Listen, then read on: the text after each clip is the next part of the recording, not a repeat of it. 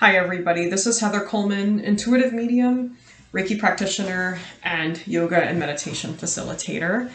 And in today's video, we're going to be talking about the topic of male, quote unquote, or female angels and spirit guides. And one thing that's really fascinating, and I just have to say, I was not planning to record this video today. I had planned on recording a certain number of videos. And in the video that I recorded prior to this one, I realized that this was just coming out, pouring out of me, both what I knew this was going to come up. I knew it was something that I was passionate about sharing and teaching, educating people.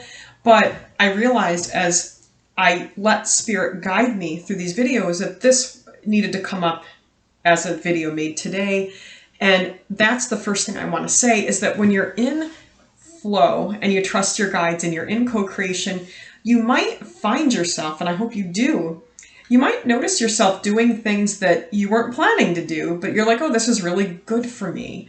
So, like driving a different way to work, for example.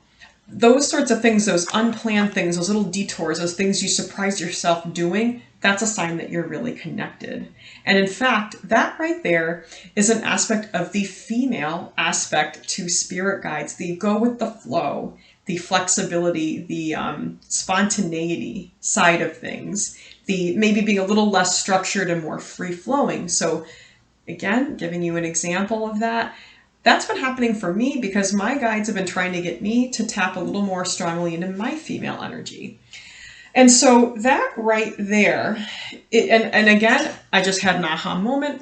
Now that I think about this, telling you how to understand all this, giving you ways to wrap your mind around this, a lot of my guides lately have been coming to me in a much more female energy, even my deceased dad. So if you are noticing that you are feeling more of a female or a male presence from your guides, what that's telling you is that your guides are trying to pull out more of that energy from you to be in your best balance, be your most successful at that point. And that is the answer as to why would a guide come through as a male or female? Well, first of all, your deceased loved ones, generally speaking, will make sure to assume the face and voice tone and everything and the personality they had, so you know it's them. But again, not always. Like, I again use the example of me and my dad, who's been gone almost 20 years. He doesn't even always bother to sound or look like he did because I know his soul energy so well. And he's been doing that so long that a few months ago, I found an old tape recording of him and didn't even recognize his voice because I'm so used to listening to his frequency, his music on the other side, and I know it's him. But you know, again, that's because I've been working with him as a spirit guide for so long. I can recognize that.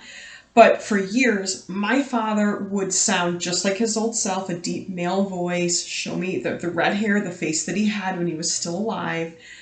So deceased loved ones will usually do that so you know it's them. And the same thing if you get a reading from a psychic medium.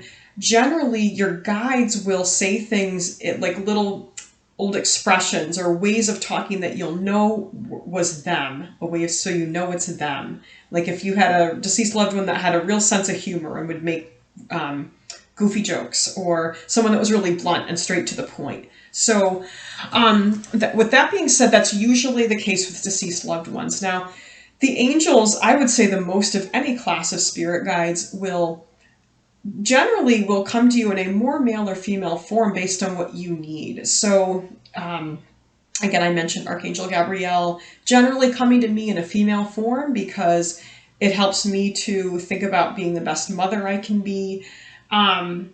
So for you, let's say you have a favorite archangel, and I'm going to mention one that's not one of the most commonly heard, Azrael, known as the angel of death. And I know doom to doom, that sounds really creepy, but the thing is though, death isn't just the death of a person.